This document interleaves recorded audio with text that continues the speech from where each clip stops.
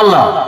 কেউ যদি মনে করে যে রুজির মালিক আর অন্য কারো আছে, অন্য কারো হাতে রুজির ব্যবস্থা আছে, এটা মনে করা কি শিরক।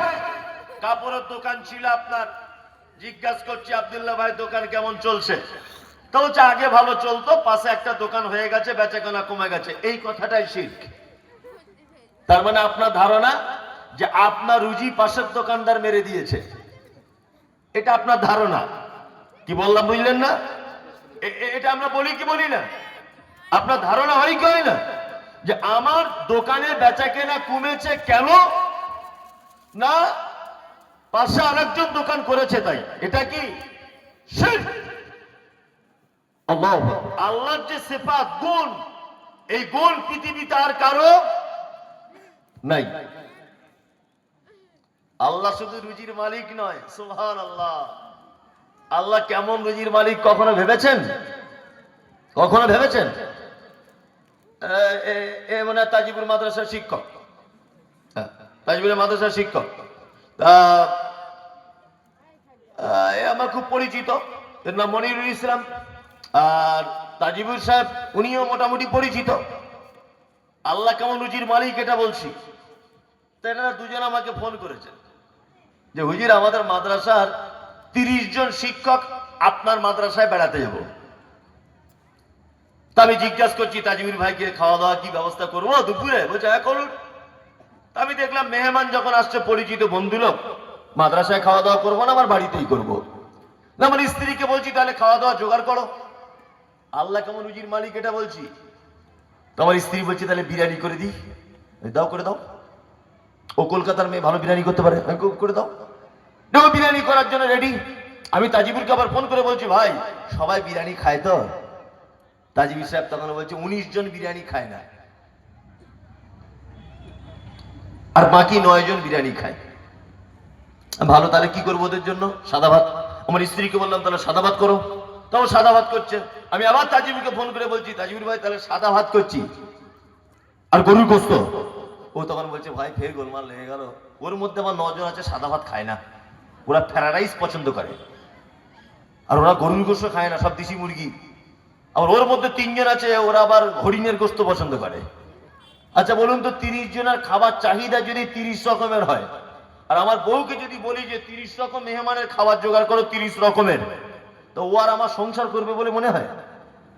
হ্যাঁ, থাকলো তোর হাঁড়ি গটি, আমি চললাম, কেতা কম্বল তো থাকলো, তো সংসার আমার দরকার নেই। এত মেহমান, মেহমান আসবি আয় আবার 30 জনের 30 রকমের খাবার আপনার বাড়িতে যদি হয় সম্ভব হবে? হবে না তো, হবে না। আল্লাহ, আল্লাহ কেমন রুজির মালিক।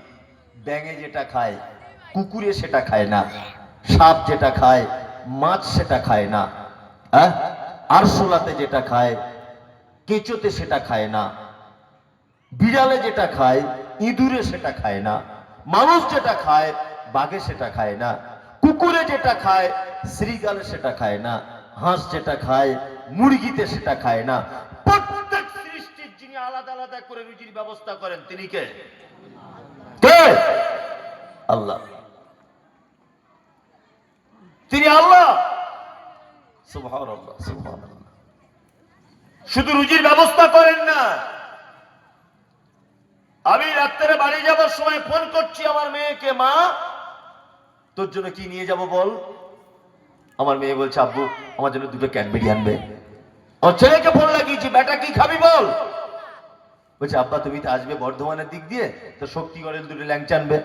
আমার স্ত্রীকে ফোন করে বলছি তুমি কি খাবে বলো। তো বলছে আমি তো বিশেষ কিছু না, তো যদি কেন নলেনগুলির রসগোল্লা পাও নদিয়া থেকে আসবে তাহলে খুব ভালো হয়, গরম গরম। আমার স্ত্রী একরকম চাহিদা, আমার বেটির এক রকমের চাহিদা, আমার বেটার এক রকমের চাহিদা। আপনার স্ত্রীর ঠিক বাড়িতে এইভাবে দেখবেন, দেখে আপনার মেয়ে শাক খেতে পছন্দ করে, আপনার ছেলে মাছ খেতে পছন্দ করে, আপনি নিজে গোস্তর জীব গরুর জীব ভাজি খেতে পছন্দ করেন। প্রত্যেকজনের পছন্দ পছন্দ রুজি সরবরাহ করেন কে? কে? আল্লাহ। আল্লাহ সুবহানাহু ওয়া তাআলা এত বড় তিনি রুজির মালিক। শুধু রুজিও দেন নয়, শুধু রুজি দেন তা নয়, পৃথিবীতে আপনাকে আল্লাহ এমন করে রুজি হজম করার ক্ষমতা দিয়েছে, পৃথিবীর আর কাউকে দেওয়া হয়নি। সুবহানাল্লাহ। কাল সকালবেলা আপনার গরুকে বাড়িতে 2 পিস ডিম খাইয়ে দেবেন, দেখবেন পাতলা পায়খানা করে করে গরু মরে যাবে। অত বড় দেহ, কিন্তু 2টো ডিম সহ্য করতে পারবে না। পারবে? পারবে না। আপনার বাড়ির গরুটাকে গোশ দিয়ে ভাত মাখিয়ে দেবেন, জোর করে খাইয়ে দেবেন, গাল হা করে, তারপরের দিন দেখবেন ডায়রিয়া হয়ে মরে যাবে। ও গোশত হজম করতে পারে না।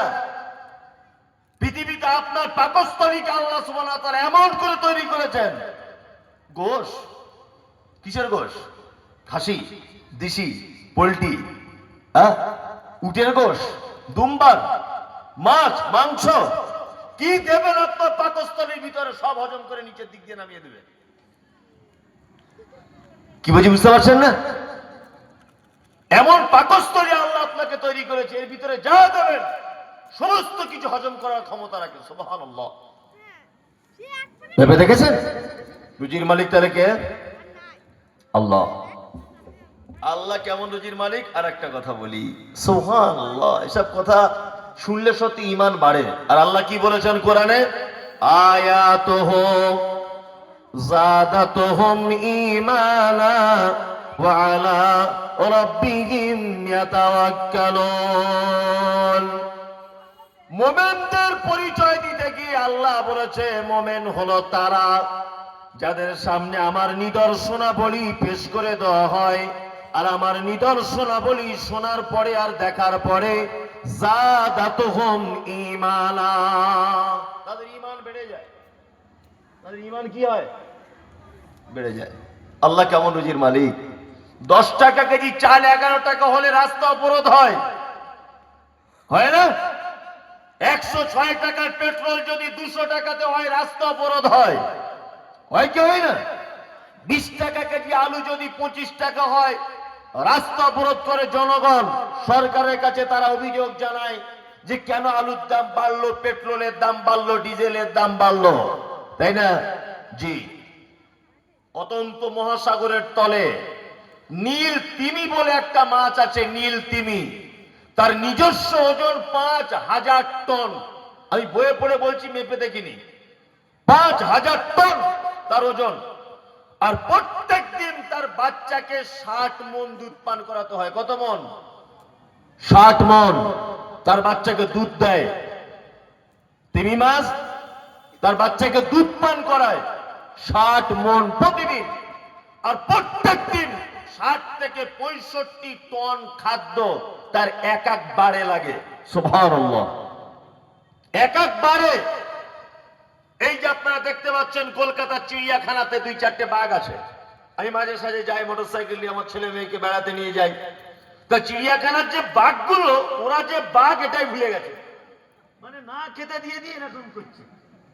আর আপনি ডিসকভারিতে দেখুন যে বাঘগুলোকে দেখতে পাওয়া যায় সুন্দরবন, আফ্রিকার কঙ্কো জঙ্গলের যে বাঘগুলি, এই বাঘগুলি মনে হবে যেন কাঁচ ভেঙে আপনাকে খেতে চলে আসবে, এত তাদের শরীরের তাকত আর এত গ্লেজ।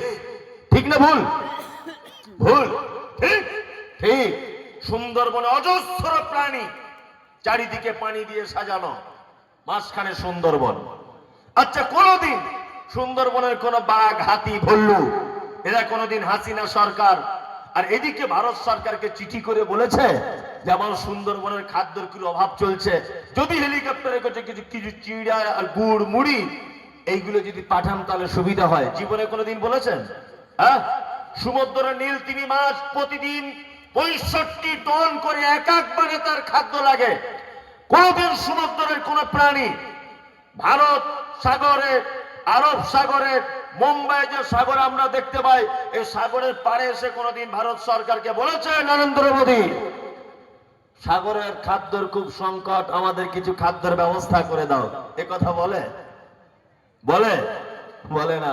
কিন্তু তুমি এত বড় নেমো খারাপ, তুমি কাপড়ের দোকান করেছো, ব্যবসা ভালো হয় না বলে মাজারে সেজদা করে দিয়েছ।